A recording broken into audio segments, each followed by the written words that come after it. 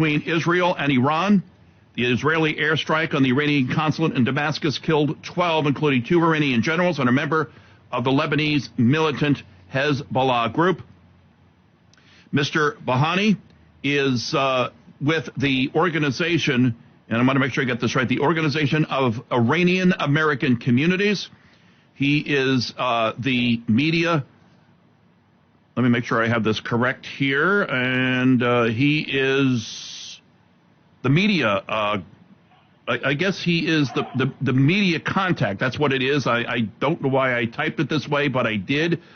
He has worked to bridge the gap between geopolitical dynamics and the digital landscape, offering critical insights to private, nonprofit, and commercial sectors. His work and grassroots efforts with the Organization of Iranian American Communities is dedicated to advocating and raising awareness about the ongoing issues facing the Iranian people. Mr. Bahrani, thank you so much for coming on this morning. Your thoughts on the recent escalation between Israel and Iran? Well, Jake, thank you so much for having me on. I appreciate the opportunity to talk about this topic on such a timely moment. The fact of the matter is that Iran feeds off of chaos and conflict in the Middle East. They have done so over, ever since the Islamic Republic's inception in the 1980s. And basically, whenever they get a chance to shift the attention away from their own activities and focus the world's attention towards something else, they will do so. This attack prompted a very harsh response by the Islamic Republic, as we've been hearing various statements from Iran's ambassador in Syria, from members of the Islamic Republic themselves, saying that they're going to retaliate against Israeli, bases and holding the United States responsible for their support of Israel. Right. Their goal with doing this is to further sow those seeds of chaos and conflict in the region. So long as they can take eyes away from what they're doing domestically inside Iran, as well as their broader strategy, it suits to benefit them. Mr. Bahrani, the Republic of Iran has promised to strike the United States from within the United States homeland. We know that Iranian agents have slipped across the southern border, are here right now and waiting to strike. How concerned are you of such an attack will take place on the American homeland and that Iran will retaliate against Israel by striking the United States, sir? Well, I think we have to look at the fact that, Iran has had has been successful in various infiltration strategies, whether it's within the United States through, think tanks or, throughout Europe through, respective think tanks as well. But I think it's most important to focus on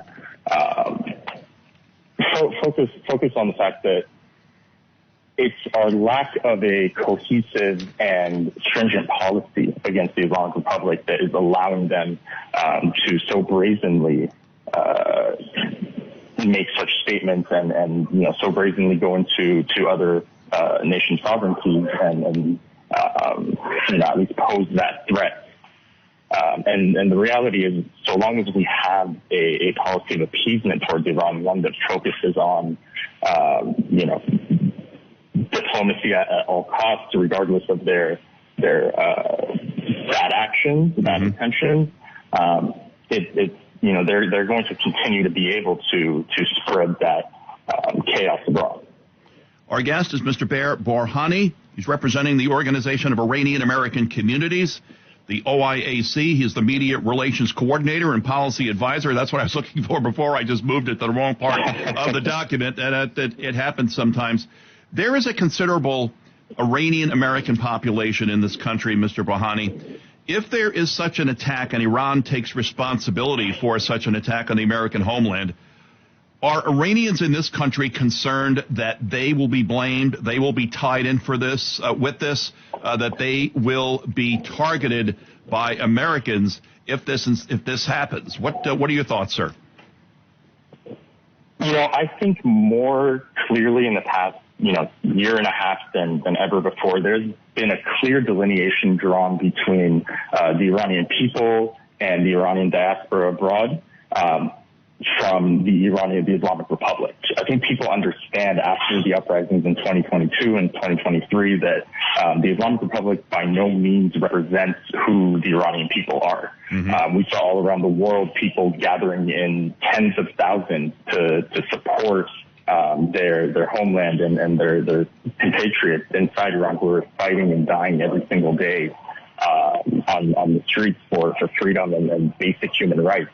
And I think people, generally now understand that there's a very clear difference between who the Islamic Republic is and their dictatorial and repressive behaviors and what the Iranian people stand for and what the Iranian people inherently want, which is democracy, which is freedom, the secular democratic republic inside Iran. Go ahead. No, I was just going to say, when we started the interview this morning, you talked about the fact that Iran has been famously doing this where they are, by acting and causing problems in other parts of the world, in essence, they're buying cover for what's going on inside Iran itself at this time.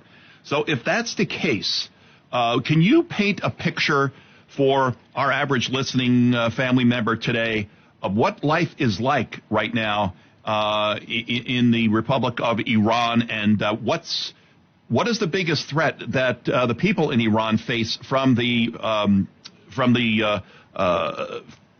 those who rule Iran? Well, from a very basic standpoint, the threat that they face from the Islamic Republic, their own government, is, any attempt to speak out against the Islamic Republic, any, very basic expressions of freedom, of any sort of choice, they run the risk of being arrested and executed, yes. Depending on how brazen they're, not necessarily brazen, but how loudly they voice their opinions for freedom and democracy. The fact of the matter is that in Iran right now, there's such a burgeoning population that has a huge potential to really make that country flourish. But because of the way that it's operating, because of the way that it's governed by these autocrats who solely care about their own self-interest, we see an economy that has been in free fall for the last 2.5, 3 decades.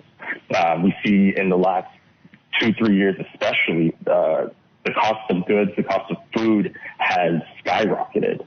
Inflation has skyrocketed, and it's really at a teetering point to see, what will really end up taking place if this inflation continues to run rampant. People inside the country can't afford, basic necessities. They can't afford, food on the salaries that they receive. And the fact of the matter, that's why, we saw in 2022 and 2023, it was sparked because of the killing of Mahsa Amini, but it was a culmination of so many different things, so many different pressures and concerns and troubles that people are dealing with on a day-to-day basis, that really caused everybody to come together and say, this is not the representation that we want. This is not the governance that's going to help us achieve our, any extent of potential or dreams that we may have. You have a population that is overwhelmingly under the age of 35. Well, that was going to be my next question. That was going to be my next question. It's been 45 years since the Iranian Revolution. Most of the people 45 years and under don't know what it is to grow up in a country that had so much Western culture in it, which was Iran before the revolution. How can you be sure that those who have never lived in any type of freedom, regardless of what it was under the Shah, how can you be sure that they are willing at some point to defend or fight for freedom? What do you think? Well, one dictatorship doesn't necessarily beget another, but okay.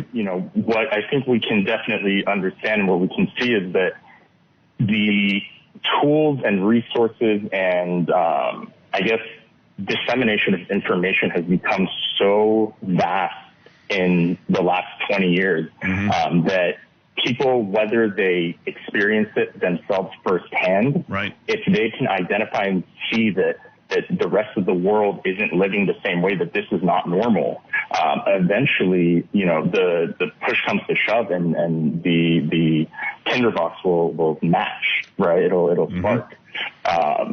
It's just a matter of, primarily all of the internal factors that need to take place have already essentially taken hold inside Iran, as far as the economy, political issues, societal issues, cultural degradation at the hands of the regime. And now it's really just a matter of the international community coming together and, very vocally and definitively stating that do not recognize the Islamic Republic as the rightful governance of the Iranian country, the country of Iran and its population, and rather we support the Iranian people and what they've clearly shown to be their desire for regime change.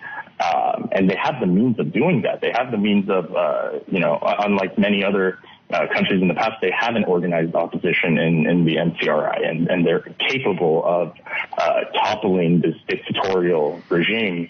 It's just a matter of the international community finally saying, we are putting our support behind you. And it's not military support, it's not financial support. Again, the organized opposition has the means of pushing the revolution forward. It's a matter of the international community coming together and saying, from a policy standpoint, from a verbalization standpoint, that we support the Iranian people. We do not support or grant legitimacy to the Islamic Republic.